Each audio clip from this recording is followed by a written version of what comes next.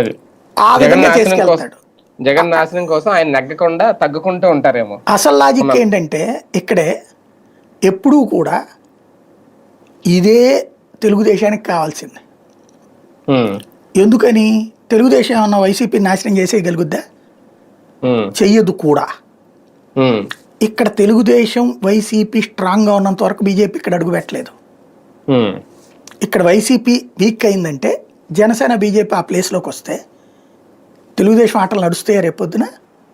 ఉమ్, నవీన్ పట్నాయక్ లాగా అయిపోతుంది, అదే కదా. బిజు జనతాదళ పరిస్థితి అయిపోతుంది, లేకపోతే అక్కడ శివసేన పరిస్థితి అయిపోతుంది, అవును అవును. జేడిఎస్ పరిస్థితి అయిపోతుంది. అవును. అట్లా రానియరు వాళ్ళు, అందుకని దీన్ని స్ట్రాంగ్గానే ఉంచుతారు. వీళ్ళని దెబ్బతీస్తున్నట్టు నటిస్తూనైనా స్ట్రాంగ్గానే ఉంచుతారు వైసీపీని.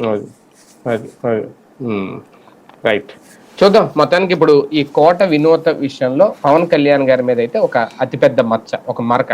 ఆయనకి తెలిసే అంత ఇన్నాళ్ళు సైలెంట్ గా ఉన్నారు అనేది. బొజ్జల సుధీర్ రెడ్డి విషయంలో మాట్లాడలేదు, నేను చర్చ